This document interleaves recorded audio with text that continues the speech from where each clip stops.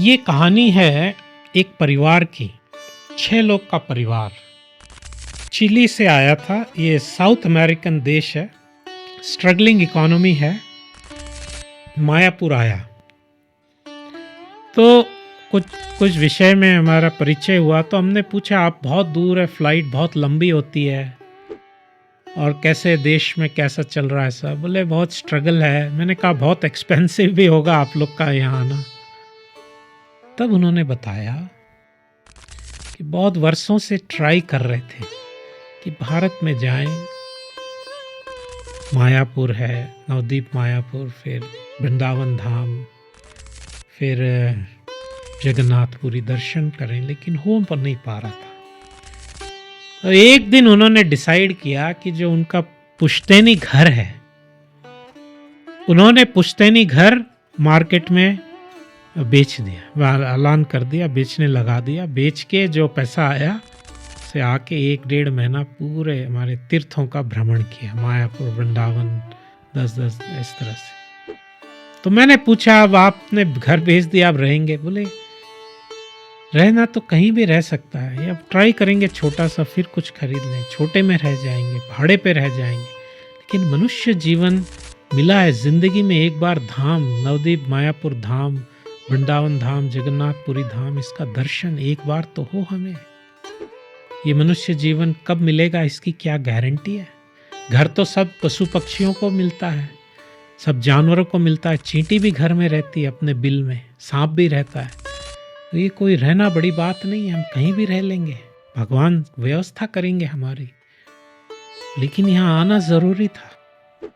तब मेरे को लगा कि हम तो भारतीय है, किस खजाने पे बैठे हैं हमको तो पता ही नहीं। हमारे लिए तो लोकल ट्रेन है, किसी के लिए ओवरनाइट ट्रेन है, किसी के लिए 24 घंटे की ट्रेन है।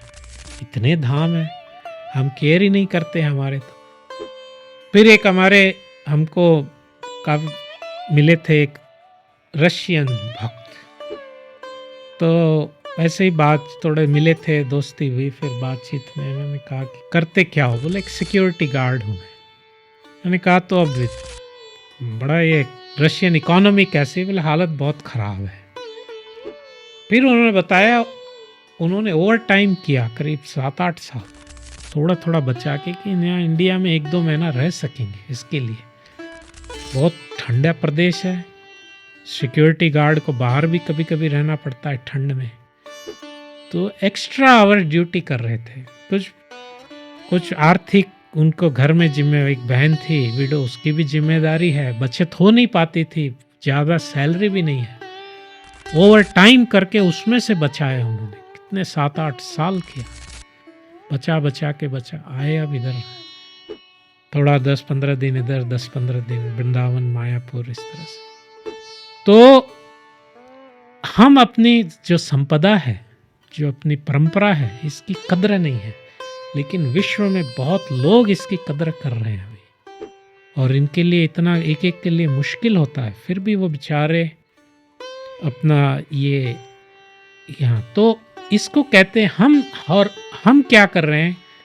हिंद कहते कौवा चले हंस की चाल, अपनी चाल भी भूल गया।